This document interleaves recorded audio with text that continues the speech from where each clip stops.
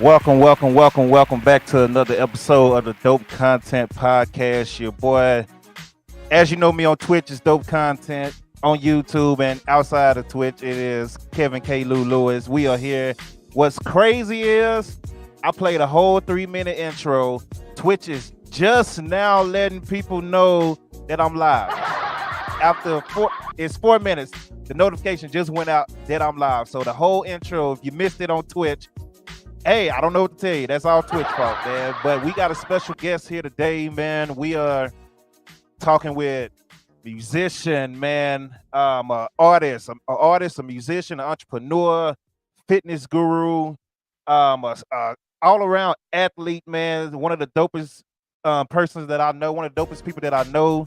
Let's get him on the screen. Welcome. My guy, Jaron Davis, ladies and gentlemen. What's good, man? Yo, bro, man, I appreciate you having me on here, man. How's it going? Man, I'm going good, bro. I'm Yes, really sir. upset at Twitch right now. Just not letting people know we live. What up, D-Web? Appreciate you, Noti Gang in the building. How's it going, man? Man, it's going, man. I know we've been, like you said, a couple of weeks ago off the record, we've been trying to do this for a minute. Yeah. So it's hard with both of us being busy, but I'm glad we can finally make this happen. Yeah, man. So we definitely gotta get into some sports talk because we talk about sports on Facebook all the time, getting into it with these people, man. But before we do that, we're gonna, pay respects to everything you got going personally, man. So we definitely got to do that. As you just saw, for the people that's already seen the clip, or if you missed the clip, I just played the 3-minute clip of my guy JD. I call him JD for short. He is out here killing it on drums. He's produced a couple of records, jazz records. I mean, they are on Apple Music right now still, so make sure you go check them out. All you got to do is type in his name. It is scrolling across the screen at the bottom as well. Let's talk about that, man. How did you get into that and producing and things like that? Well, man, bro, that is crazy. I guess what I can do is rewind in far back. Obviously, like a lot of us, we start playing drums in the church when we kids. Yeah. I grew up in the Midwest in a small town, Springfield, Illinois. So, okay. Like a lot of us, we had a lot of the same favorite drummers growing up, but it wasn't until probably 2009 when I moved to Fort Worth that I actually saw drummers that at that point weren't heard of be able to play like drummers that was on these records that we grew up listening to. And I think a lot of that was just because, like meeting people like you and Cleon and all these guys, we were just too young at the time. That's pretty much what it was. But that was my first kind of like exposure to, oh wow, man, it's a bunch of cats like my age that's like killing. Yeah. So, man. So I guess to tie that into with what I started doing some years later, I feel like had I not lived down there in the DFW, I would have never even thought that writing my own music was even a possibility. Okay. So there was a process I had to go through first, developing on my instrument, and then the writing portion kind of just and producing came from like drummers not really having a platform. I feel, like most of us, we was there specifically to do what it was that we was called to do, which is just play drums. So Right. I would get on these gigs, I start making suggestions for, songs or whatever, and they be blowing me off, oh, that's cool. And they do what they want to do. So at that point, It's like, oh man, I gotta start taking the initiative and figuring out how to create my own music so I can do stuff I want to do. Right. So it kind of started, that way. So long story short, I still wasn't, like when I was down there with y'all, I wasn't playing no jazz for real. So now, I've grown so much. Like when you played that video, I was cringing. I'm like, oh man, Man, that's my favorite video. I told you off stream. That's why I had to make that the the interest. I love everything about that video, that song, everything about it. So even the inspirational words and lyrics going across the screen. I mean, it's so much about that video that I love, man. So I had to play it, man. I appreciate that, bro. I think too, a good thing for like all us that's musicians that's doing whatever we doing and watching this is we got to be unafraid to go back and listen to all that stuff. You know, as we grow, that's a part of the journey, part of the process. So now, now that I'm doing all this jazz stuff, people that have just recently met me in the past 2 or 3 years, they think I've been playing jazz my whole life. They don't realize I'm like, no, I was like gospel, neo soul, like trying to chop and do all that stuff like that. So it's interesting how, like, as you grow and develop, you start learning new things. You get around different musicians and picking up stuff. And, I didn't start playing jazz till I was probably about 25. So I feel like I'm still real new. You know how that goes. I mean, I went to a few sheds that you was at, went and got chopped up. And those was important learning experiences for me, bro. So, definitely. That's what happened to me. So I definitely got chopped up by these beasts out here, man. It's a lot of beasts out here in Dallas, man. Yeah, but to be fair, just in case, I got to toot your horn since you don't like to. You was definitely doing some chopping up too. So nah, man, I appreciate it, but nope. Yes, sir. These other beasts, man. I definitely appreciate it, man. But once again, you can catch my guy's music. His name is scrolling across the screen. Just type it in, Apple Music, Spotify. You can even go to YouTube and catch one of the videos that I've just played. So so you moved away from Dallas. To me, let me show you how it came off to me. You moved away. I knew you were still doing your music thing. You were still killing the albums. Then all of a sudden, it's just like you went super hard into the fitness. And for me, on the outside looking in, I know you've always been a fit guy. I know you've always been the type that, go to the gym and all that, but it's like you just turned it up. You went from 0 to 100 on the fitness. What was the journey on that? I'm gonna actually pull your website up on the screen while you tell us about that journey, how that happened. Yeah, man, yeah, that's crazy. So I guess fast forward, rewind again, growing up, playing drums, learning how to play when I was 3. My mom was a choir director. Yeah. I was playing a lot in church up until the time I was about 10 years old. So I felt like when I turned 10, so I always loved sports. I love basketball. My dad got my first drum set when I was in 4th grade, and I wasn't practicing. That joint was just collecting dust. And so he ended up selling it. So he's like, if you're not gonna practice, there's no reason. So I think some of that stuff is like parents sometimes can be too hard on kids, because at that point I learned how to play by ear like most of us. So I didn't really know what to practice. It was like, you know what I mean? Like, what am I supposed to practice? I had no teacher. I mean, I can only play to so many songs, and like I told you earlier, I didn't grow up, since I grew up in a small town, there wasn't a lot of drummers next to me where I was like, okay, these dudes are dope. Let me push myself, because I was the best kid. You know what I mean? So, so at that point, he sold it. We stopped kind of going to church as much as we was, for whatever the case. You know how it goes, that church hurt and all that. My dad, they wasn't trying to really fool with church, so I wasn't playing drums at all. So at that point, I was only focusing on playing sports up through high school. And around the time I turned 18, that's when I started getting the urge to play drums again. So at that point, I started submerging myself into it. Like, I'm watching all the Dennis Chambers stuff. YouTube was pretty new at that point. So it was about the time I was 18, 19. I'm like, man, I need to be on tour by the time you know how it goes, bro. I need to be on tour by the time I'm like 25. I need to be playing with Kanye. So everybody, we need to be on stage with somebody by 25, 26. Bro. Exactly, bro. So at that point, I was still playing basketball at 18, 19. So when I turned 18, I left. I had a few Division I schools looking at me for basketball. But at the same time, I wasn't really getting the scholarship offers I thought I should have got. So at that point, prep school was becoming popular. So it's like you graduate high school, you can go to one of these quote unquote basketball factories for a year, and that will hopefully build your recruiting up so you can end up going to a bigger school.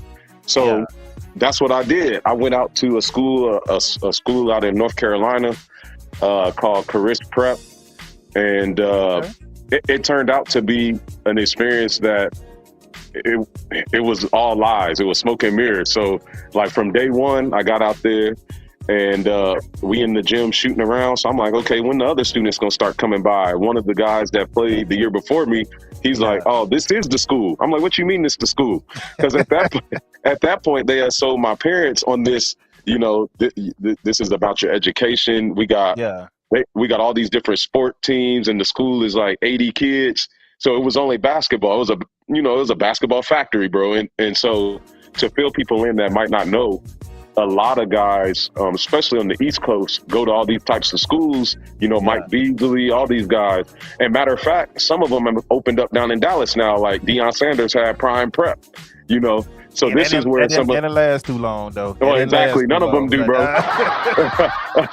But that's the theory, is like you get a lot of the top-notch high school players, and you send them to this basketball factory where essentially they like mini Division I schools where you can get ready for Division I. So I went and did that for a year, and needless to say, it didn't really work out.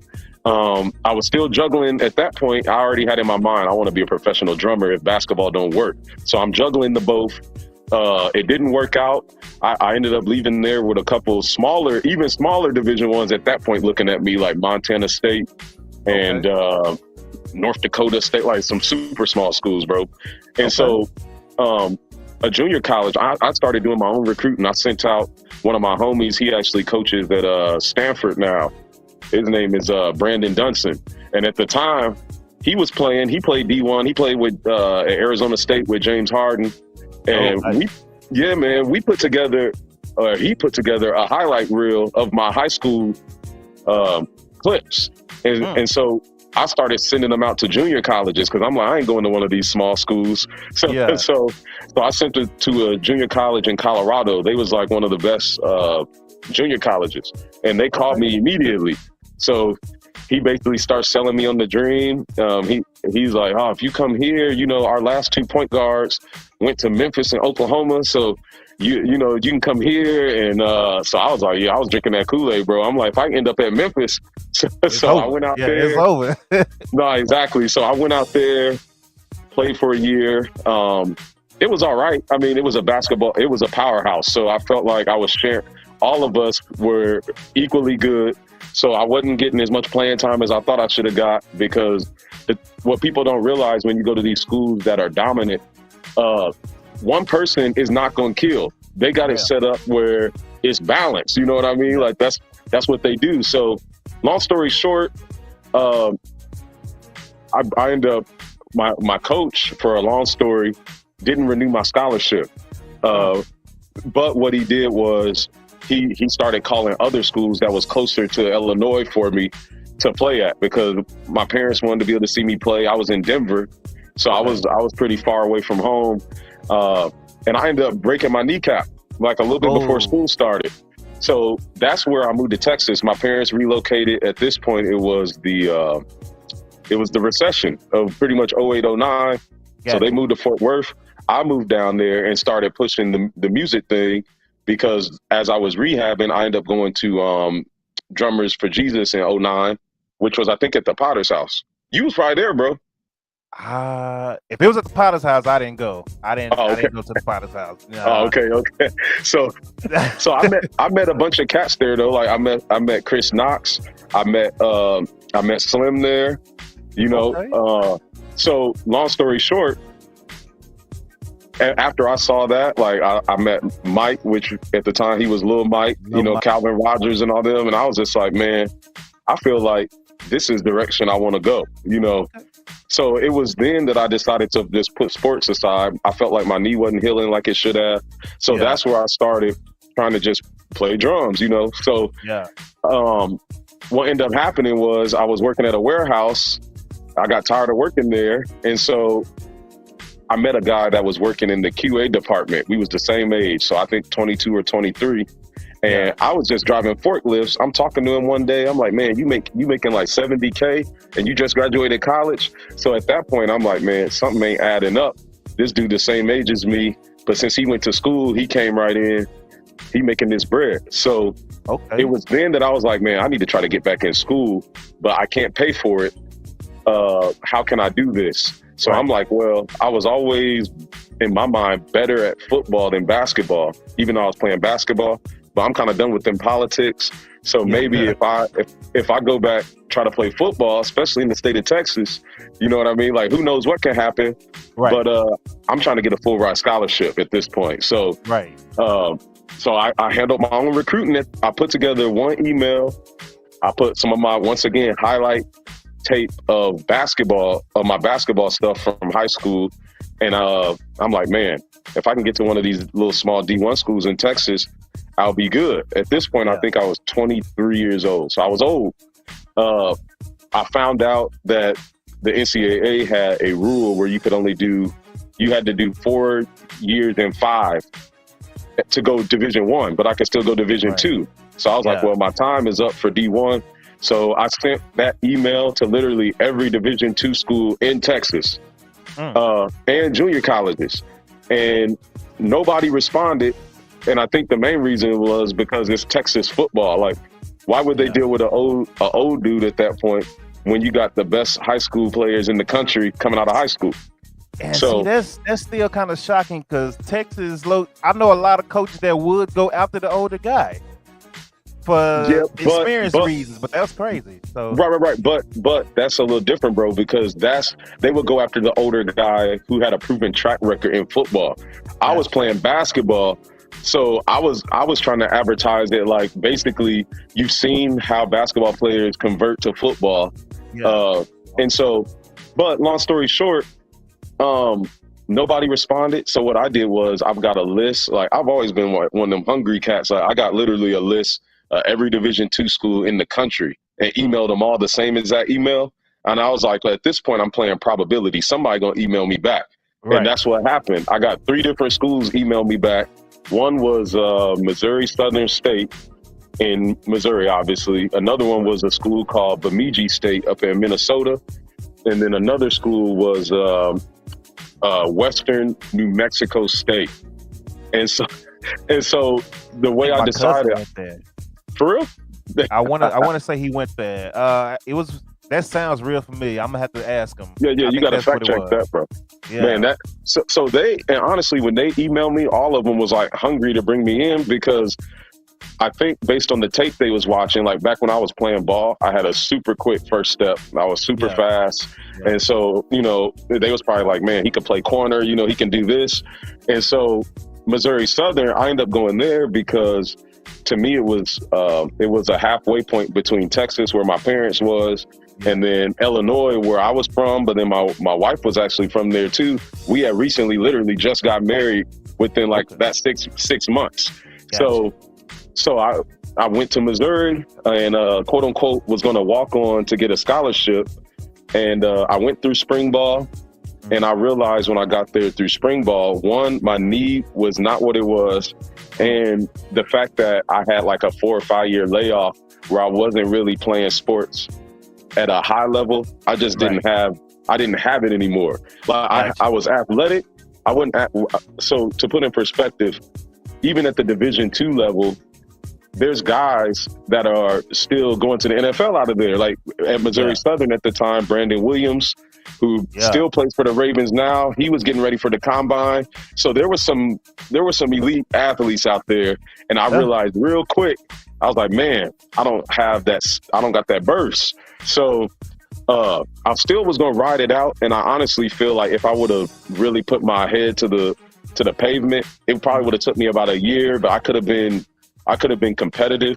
But to be transparent, the home life wasn't going good. So it's like, man, I wasn't able to hit the film like I wanted to or study the plays because I would go right home and we arguing, so. Yeah.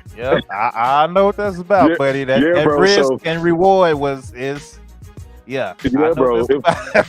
Yeah, man. It was terrible, to be quite frank. And I ended up actually being honest. I missed the spring game completely.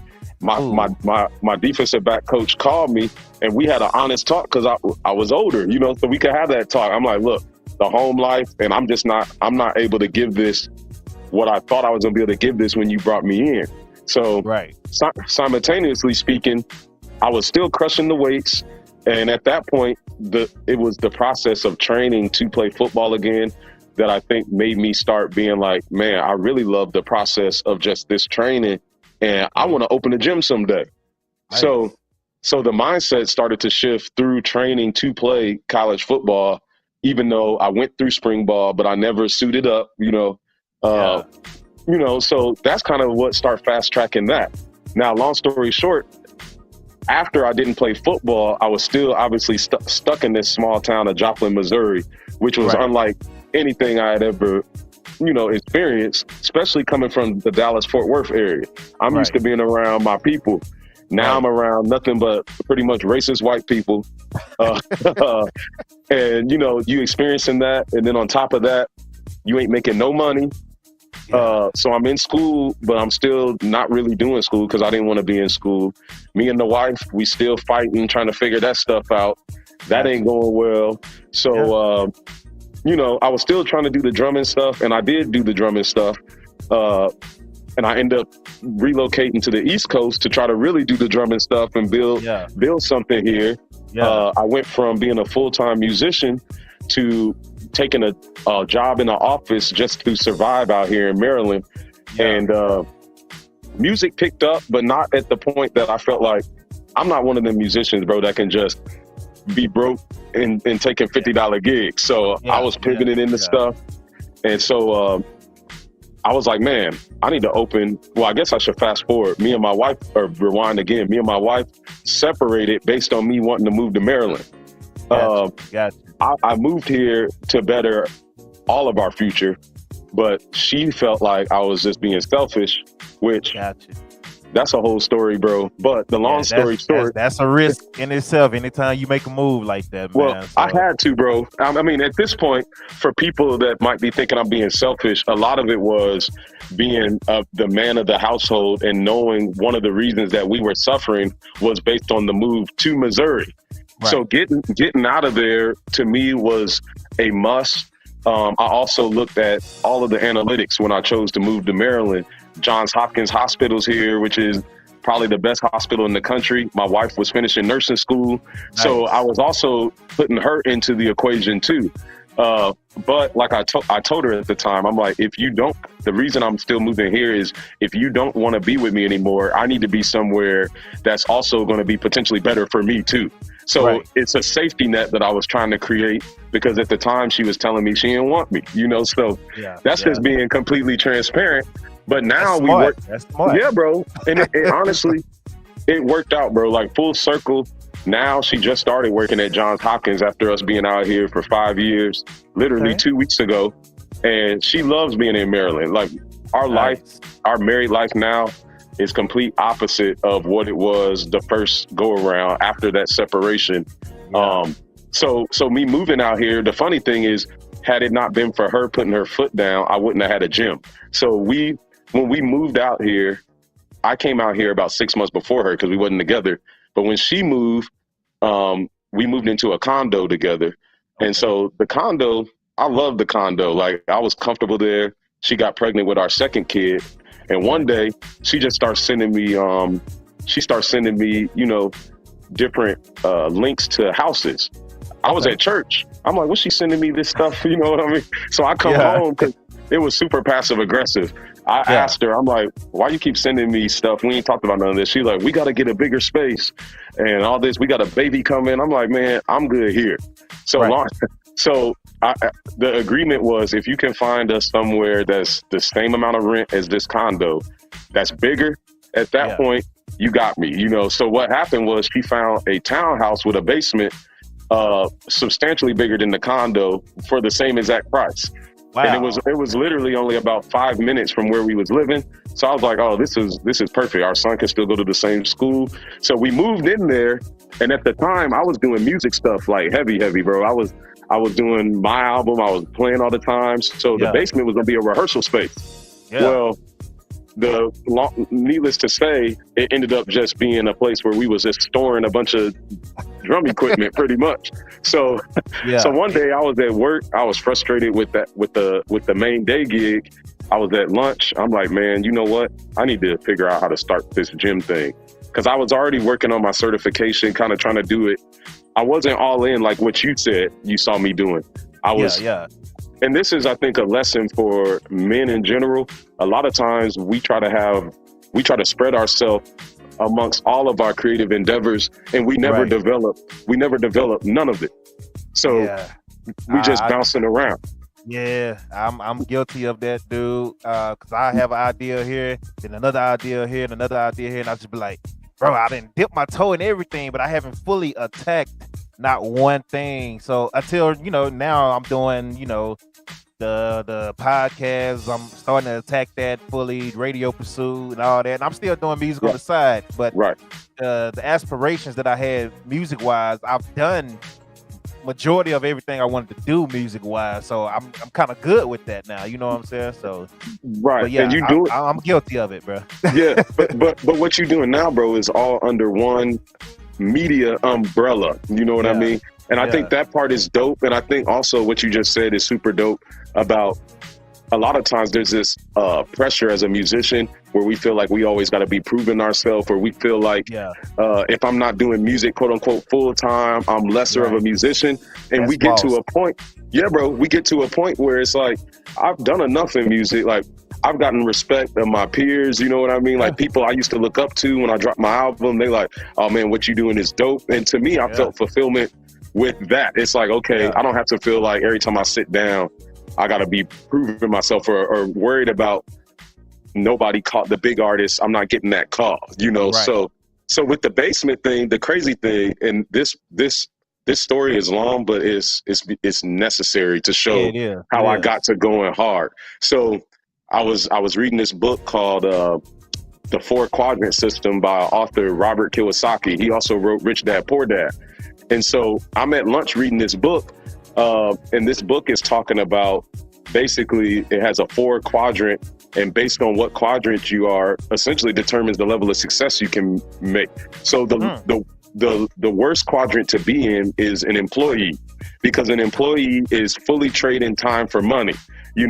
The next, exactly. So he basically proposes that if you're doing that, you're going to die broke. Even if you feel like you're making a lot of money, you're always swimming in bills and you can't get ahead of the curve.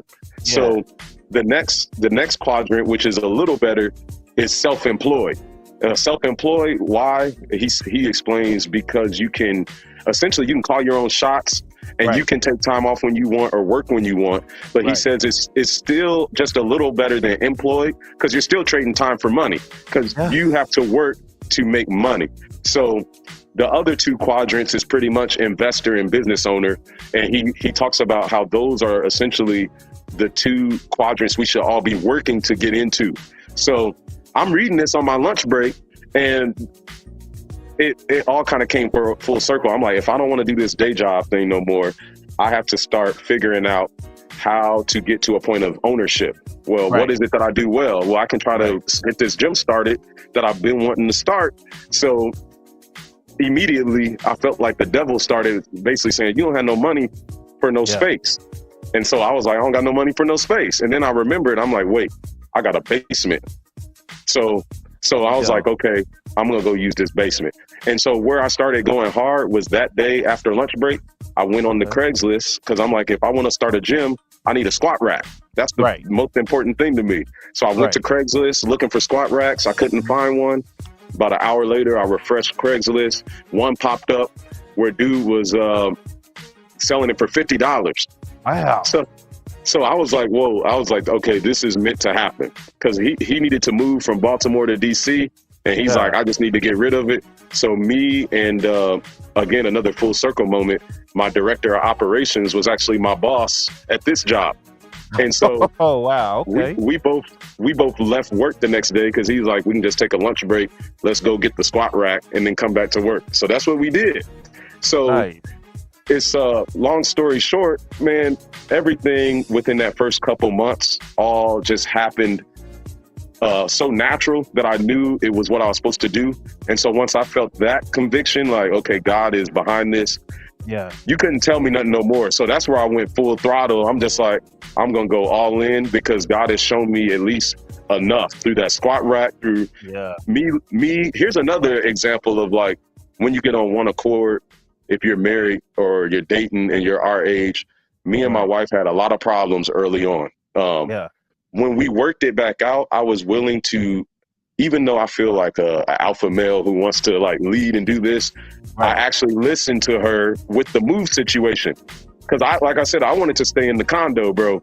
So had I not, and the funny thing about my wife, she's submissive enough that if I would have put my foot down and just said, we staying in the condo, we would have stayed. But I was willing. I did give her that homework assignment because I was like, if you find us something that's the same price and bigger, at that point, I'll do it.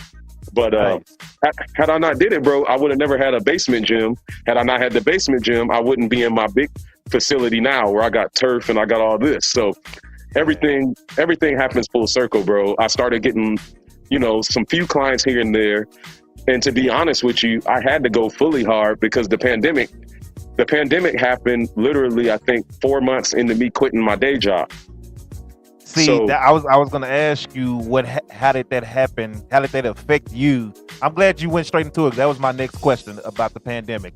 But go ahead. Go ahead. You getting right into it. Man, so again, man, dude, like I would say I started my basement space once I actually have equipment September of 2019. I put my 2-week notice in October 25th of 2019. And I was scared, bro. Like, you got a lot weighing, a new baby at home, plus my son and my wife. And when I quit, it was gambling on myself where I knew I had to go hard. But the funny thing about when I quit was my job asked me to stay part-time through December. I was like, okay, cool. And so what I realized is I didn't quit. It wasn't because I had a huge amount of clientele, but what happened was the clients I did have, they wanted to start training at times where I felt like the job was conflicting. I'm like, if I have to keep taking PTO or a lunch break, like I had my homie Wes Watkins coming up to my job. I'm turning him outside on lunch break. I'm like, man, this is too much. So long story short, my wife was not fully happy with me doing that. But because the crazy thing is the shutdown happened in March of 2020. She wanted, we had talked months prior about me sticking out my day job until March of 2020. So when I decided to quit in October, she was like, where is this coming from? You know what I mean? And I was like, I feel like I can't keep juggling. I got to be all in. Kind of going back to what we was talking about before. So when I quit, the funny thing is, I told her about this afterwards. I'm like, you know what? God was showing us. Had I not quit when I quit, I wouldn't have had enough traction to keep the gym going once the shutdown happened. But it was in me posting stuff online all the time. What happened was when the pandemic shut down, I lost pretty much all of my clientele that I was training at first because most of them was musicians. Because those was the people that knew me, obviously from the music scene. So not to like shoot down musicians, but when that shut down, when that shut down, that's when their money shut down. Exactly. There you go. Exactly, bro. And so part of that too is musicians a lot of times are so small-minded and cheap to begin with. I was cutting them. Bro. This is where God blessed me because all of my musician friends, I was giving discounts to get them in there. So it wasn't like I was making a lot of money. So what happened was they couldn't afford to train anymore, but who could? Pretty much out here, you got government employees, you got nurses, you got military. So those are the clients I start picking up because they had the money still coming in. A lot of them was making over 6 figures and they didn't have nothing to spend the money on because they at home all day. They like, I got to find something to do. I'll find a trainer. So I went into hustler mode. Like that's what I know being from the Midwest as a blue collar person. I'm like, all right, I can't train in the gym, but what I'll do is I'll just start driving to people's houses, even if it's all over the DMV. and it was 100 degrees outside. I'm outside with cones. I'm training, you know.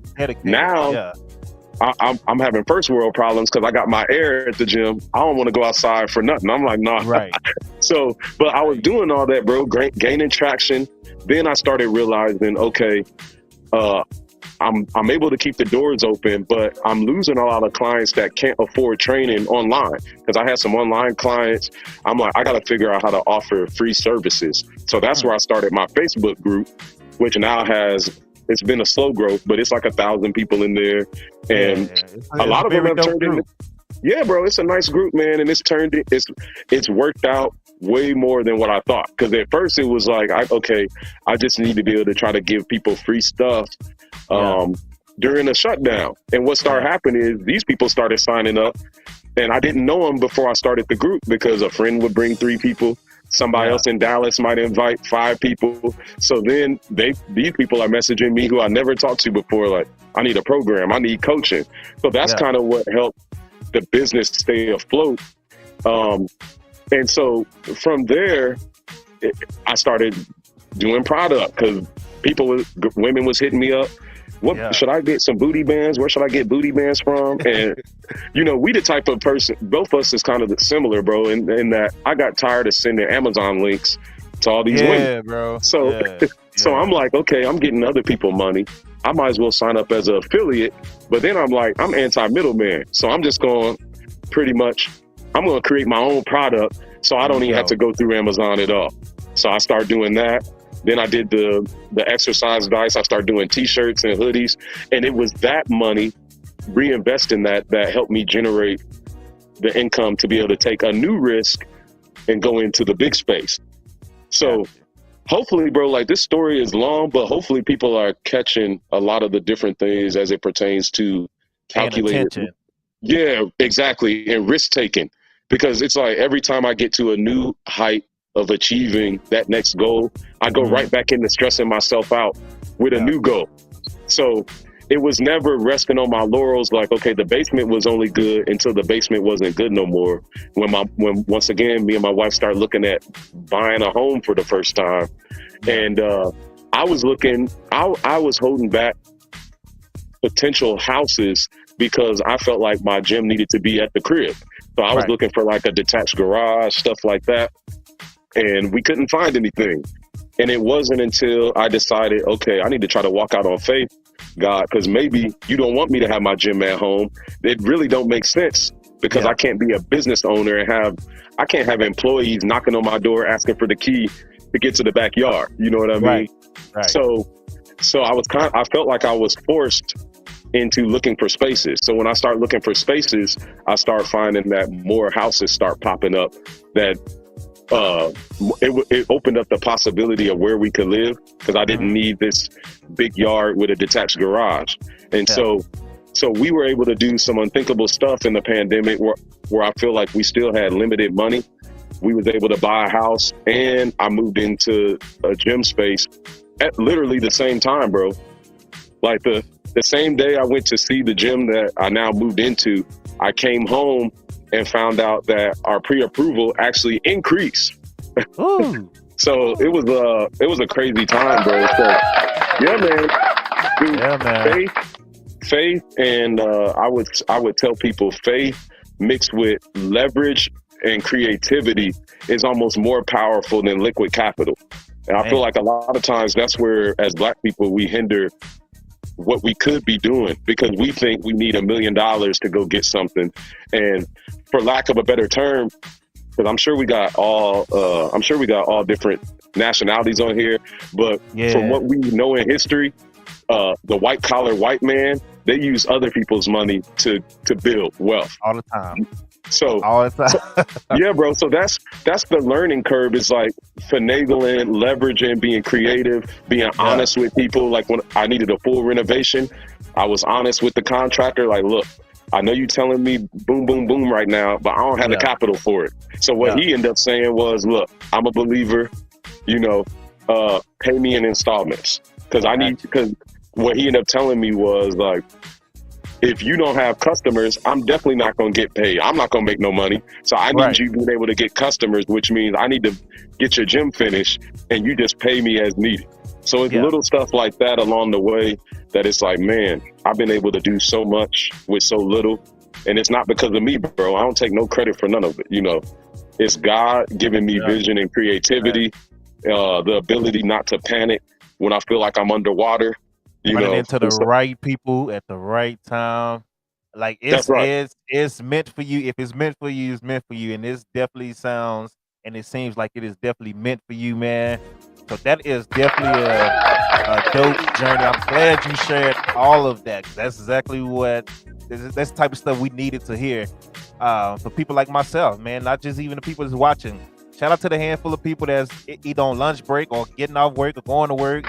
That's here. Shout out to the ones that's gonna watch the replay. Cause I know y'all always come through on Twitch, YouTube. We'll see. You know that's up and down sometimes, but Twitch, I know y'all come through on the Twitch. So I know you got to go pretty soon. So let me ask you this: what is the biggest misconception that you hear about staying fit for people that's trying to lose weight and get fit? What is the biggest misconception that you want to correct? The number one would be how people think you should be eating. Yeah. So everybody, when if they hit me up for the first time or whatever, everybody thinks that you need to go on this diet, that you got to go eat, lettuce and salad. And so they're very surprised when they find out that I've never had to put anybody on a diet. And the way I eat personally, I'm a huge foodie. But it's just more about making smart choices. And then it's also more about being consistent more than anything else. So it's the 80% good, 20% bad. If you like to eat cake and ice cream, you can still eat it. You just have to fit that in the 20%. So everybody's not mathematicians. I know I'm not. So the way I explain it to people is, okay, if you eat 3 times a day, and that's 7 days a week. At the end of the week, that's 21 times that you've eaten, So you just need to make sure that 15 or 16 of those meals are good. And then couple that with exercise. So when I say good, a lot of it's just eating whole foods. So what does that look like? A lot of us already naturally eat it. Rice, beans, sweet potatoes, chicken, turkey, whatever. Even if it's steak, all of that stuff is fair game. Vegetables, and then you can still eat your fried chicken and all that too. But again, that's within the 20%. That still gives you 3 to 5 meals throughout the week. Now, and if you eat more than that, if you eat 30 times a week, it just needs to be 80% good, 20% bad. And then you need to also make sure you're exercising consistently. It's not about going hard one day and then not doing it for 2 months. If you just go a little bit, but do it, 3, 4, 5 days a week over the course of 6 months, 7 months, a year, that's where you start to see a lot of the results. Okay. Yeah, so that's kind of like Dwayne Johnson. He's always posting his cheat meals, and he's like, how in the world is he eating all of this? But I mean, he's always in the gym, and all other days he's eating right. So that's right. Before I let you go, Dwayne is crazy, man. Like, he's a beast, bro. This man is crazy. So I know your gym is based out of Maryland, correct? Yes, sir. So my gym is in Millersville, Maryland, which is about right in the middle of DC and Baltimore. I got clients from all over coming in, but I'm also online, so I'm able to, I got online clients in Dallas, Kansas City, Delaware, Alabama, Philly. So we have something for everybody. I think that's the most important thing. We got something for everybody. And if I can't help you, I'm also honest with that too. You know what I mean? This isn't one of those things where it's like, I got to take everybody because I'm just looking to keep the doors open. If you listen to my story, everything I do, I know that God is going to open the door at some point. So because of that, it keeps my heart pure, bro. And it allows me to really help people because I'm not looking at people like they're dollar signs. Right. So. Yeah, man. But I can be reached everywhere, man. Yeah, that's exactly what I was getting to. Let the people know that just because you're based out of Maryland doesn't mean they can't get in contact with you. So all you That's have to right. do is go to the imperfectfitness.com, and it will take you to everything. You can get merch there. You can sign online. It's only $19.99 a month. That is, I mean, that's nothing, y'all. That's cheap. That's a good price to get personal training. So Absolutely. That class, so I should add in for that. That is a strength training class where we meet at 9 a.m. Eastern time on Saturdays, and then sometime on Wednesdays with replays available. But like Kev said, that's not anything that's like virtual record. I'm actually training you guys and working out with you. So it's pretty much virtually in person, which is hard to beat for 4 days out of the week for $20. Right. And then we got boxing lessons, boxing classes, high intensity cardio, weight training, only $15, ladies and gentlemen. Then if you want to do the monthly group class bundle pack, it's only $75. Come on, man. Like, hey, go check my guy out if you're serious about getting fit, getting in shape. Or if you already in shape and you want to stay in shape, or you just want to add to it, man, give my guy a try. Again, the imperfectfitness.com. Hit my guy up, man. It's definitely been a great time. I forgot to say shout out to Face, Alice, Big Willie, Lizard. I missed a couple of people that said something earlier in the chat, but shout out to y'all. Before I let you go, we got to get into it. Last question, because we see it a lot on Facebook. LeBron versus Michael, why? What's your stance on this? What's your final stance on this? Oh man, so I've always been, playing point guard and being known as having somebody with a high IQ. I'm very focused, less analytically with stats and more just very old school with my eye test and just intangibles and attributes. I got Jordan ahead of LeBron, but I will say I'm one of the, I feel like, objective people. Growing up in Bulls country, I was never a Bulls fan, but I did love Jordan. But I would say LeBron has closed that gap as his career has waned. I think it's more understandable why people would think that LeBron, or why they would take LeBron over Jordan. I just still got Jordan over him, mainly for both of them have intangibles, but more so in what can't be seen as far as the will to win, the ability to put a team on the back in crunch time, the ability to make free throws down the stretch, still be able to finish around the rim, little stuff like that. Neither are great three-point shooters. LeBron is a better facilitator, but I do feel like Jordan was a great teammate, and he's underrated as a passer. As a passer, a teammate, and a leader. Because even though LeBron is known as a leader, what we know is players do not necessarily play better for him when it matters the most. You had Jordan be able to build trust in a Steve Kerr and a Jud Buechler hitting shots to win titles down the stretch. We never saw that with LeBron, minus Kyrie, who is his own guy. We see guys habitually play worse with LeBron once they become teammates of his. So that's where I tilt my hat to Jordan a little bit. Plus, style points. Jordan was just more fluid to watch. So why doesn't Kobe get any respect in this conversation? Well, I don't get it. In my mind, Kobe still does get respect. I'm very much more on the side of the players. Like, if players that have played against LeBron and Kobe, a lot of them still say Kobe, even if it's inexplicable why they came to that conclusion. I don't know why. LeBron has all the stats. If you go down the titles and MVP, he has all of that, but I'm still taking Kobe. That's what the players say. And that's kind of how I feel too.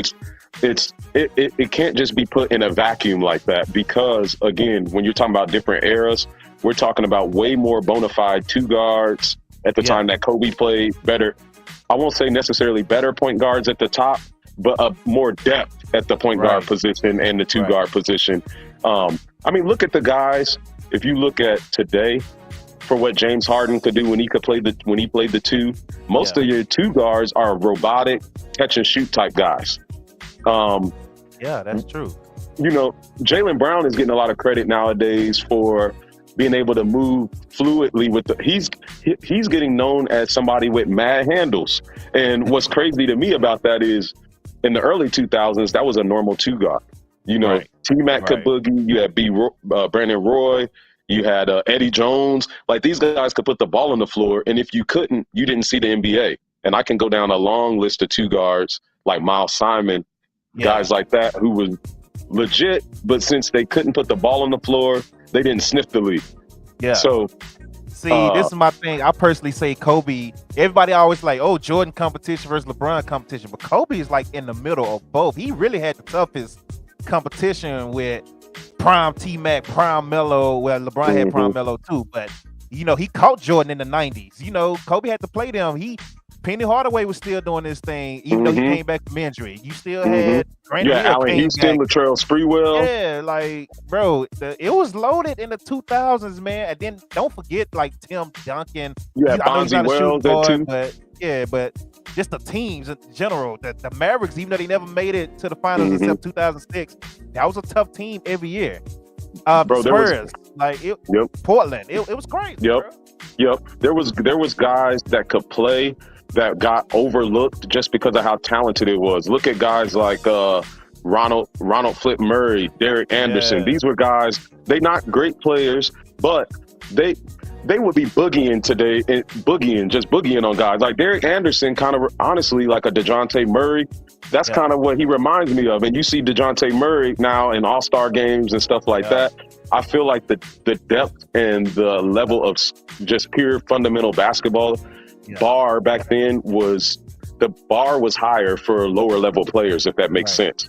Now, at the top, today's guys might be more athletic and more of that, but when you start looking at the depth of people coming off the bench, the guys, they were just better back then, you know? Yeah. So it's interesting, bro. I agree with you, so we can't argue in the sense that Kobe, I don't believe Kobe is as much of a copycat of Jordan as a lot of guys think.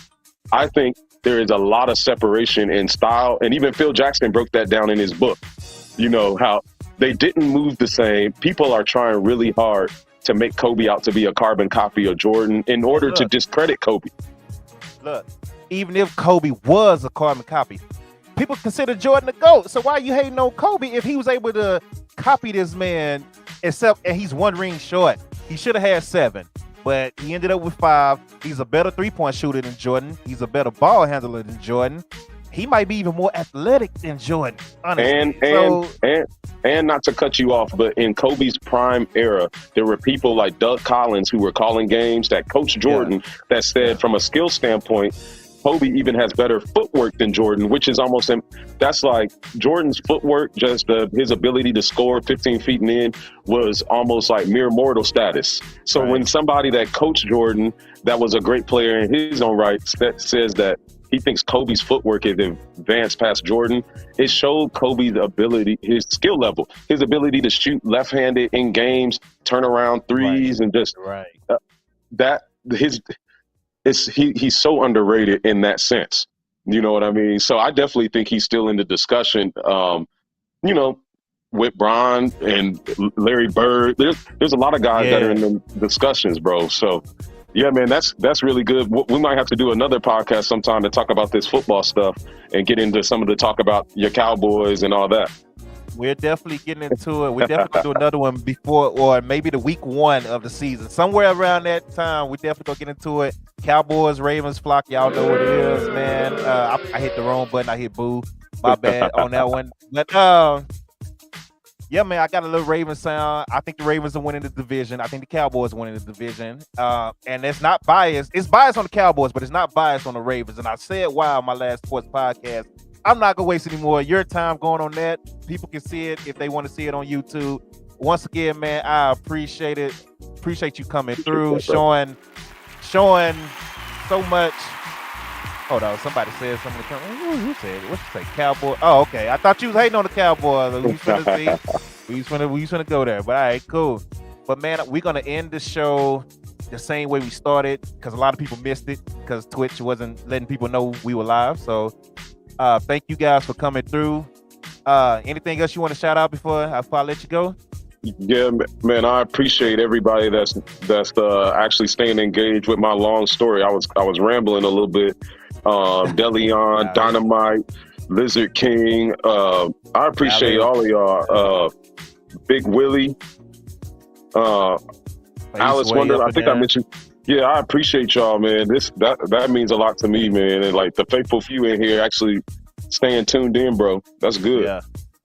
Yeah, man, I got a handful. It's a couple of them that's missing, like Rob King and a couple others I know is at work right now.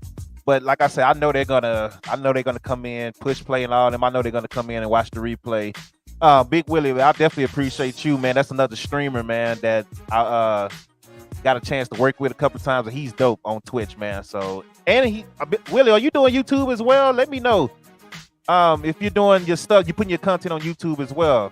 I'm getting ready to start working on it, bro. The industry is making it where I don't have a choice. So, off the record, I'm gonna share some stuff with you that I'm trying to work on to get that YouTube channel up and running. Hey man, let's get it, man. That's what it's about. That's the reason I want to have you on. You, outside of Chris Arnold, you're really like the first guest that I've actually had on the podcast. Outside of since I switched to dope content and all that stuff. So you're on hiatus right now. All right, cool, Big Willie. Just keep me updated, bro. We go send love and support your way too, like you always do over here. So I'm gonna let you go, man. You can log off anytime you want as the video is playing, man. Once again, you have a great day. I appreciate it. We're gonna talk some football and some more NBA once the season gets kicked off. Appreciate you, bro. I think I'm gonna try to drop some of the socials in here in the comments. Yeah, go ahead, do that. So yeah, man, I appreciate. I think he hit the button too early. I think he did hit the button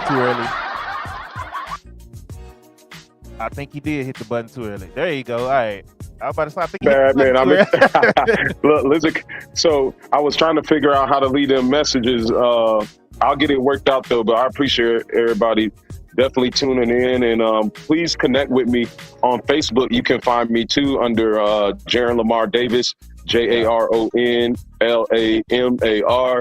I'll be on there. I'm always talking trash on there. Please send me a friend request, and I can add y'all to my fitness group on there. On Instagram, I'm under _Imperfect Man. So definitely would love to connect with all of y'all. I do follow back on Instagram too. So if you do follow me, but yeah, man, I appreciate everybody, and I'll make sure I get that in the chat box for y'all. All right, yeah. So make sure y'all do that. And yeah, I'm gonna let the video play. Like I said, man, I appreciate you. You can leave as soon anytime you want as the video is playing. I don't want to hold you up. I know you're a busy man, so appreciate you, bro. Thank you once again, man. Have a great day, my guy. Be safe. Yes, sir. Take care. Yes, sir.